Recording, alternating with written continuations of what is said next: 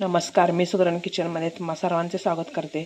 आज आपण मुळ्याची भाजी कसे करतात ते पाहणार आहोत। मुळ्यामध्ये अनेक औषधी गुणधर्म आहेत। मुळ्या खाल्ल्याने मूळव्याध हा रोग बरा होतो। मूळव्याधीवर तर अतिशय गुणकारी आहे। तसेच रक्तदाब नियंत्रित राहते, हृदयरोगासाठी उपयुक्त आहे, रोगप्रतिकारक शक्ती वाढते, असे अनेक औषधी गुणधर्म मुळ्यामध्ये आहेत। त्यामुळे आपण मुळ्याचे सेवन केले पाहिजे। आता हिवाळ्याच्या दिवसात मुळा भरपूर प्रमाणात मिळतो, तर आपण मुळ्याची कोशिंबीर, मुळ्याची भाजी, मुळ्याचे पराठे असे वेगवेगळे पदार्थ करून खातो। तर आज आपण मुळ्याची भाजी कसे करतात ते पाहणार आहोत। ची भाजी करण्यासाठी मी हे 4 मुळे घेतलेले आहेत। आता हे सर्व मी खिसणीने खिसून घेते। त्यासाठी मी ही खिसणी घेतलेली आहे। भाजी बनवण्यासाठी मी 4 मुळे घेऊन ते खिसून घेतलेलं आहे, बारीक खिसणीने खिसून घेतलेलं आहे। कढीपत्ता, कोथिंबीर, बारीक चिरलेली हिरवी मिरची, मुगाची डाळ भिजत घातलेली आहे। आता आपण ह्याची भाजी करून घेऊयात।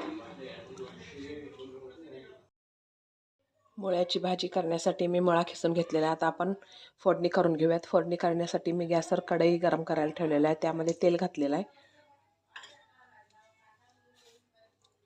आता मोहरी घालते। मोहरी तडतडल्यावर त्यामध्ये जिरे घालायचे आहे।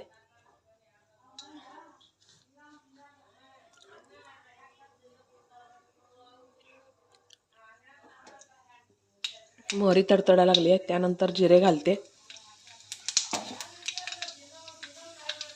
त्यानंतर बारीक चिरलेली हिरवी मिरची, कढीपत्त्याची पाने,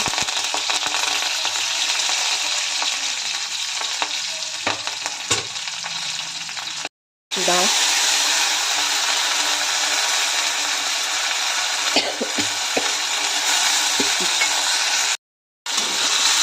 मुगाची डाळ घालून चांगलं परतून घेऊया। त्यानंतर अर्धा चमचा हळद घालते।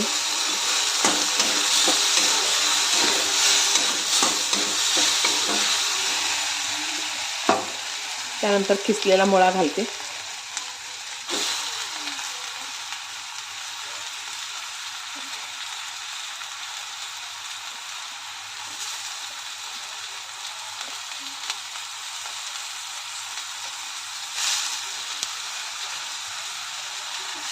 मुळा घालून चांगलं परतून घ्यायचं आहे।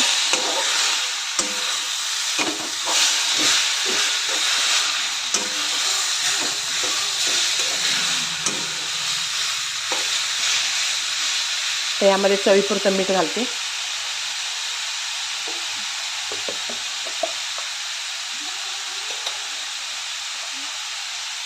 चवीपुरतं मीठ, 1 चमचा धने पावडर, सर्व मिक्स करून परतून घेऊया। त्यानंतर वाफेवर ही भाजी आपण शिजवून घेऊया। आता यामध्ये बारीक चिरलेली कोथिंबीर घालते।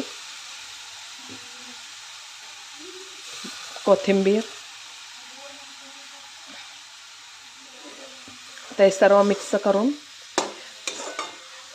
1-2 मिनिटं परतून घेते। त्यानंतर झाकण ठेवून आपण ही वाफेवर ही भाजी शिजवून घेऊया। मुळ्याची भाजी तयार झालेली आहे, ते मी एका बाउलमध्ये काढून घेते। मस्त अशी वाफेवर भाजी शिजलेली आहे।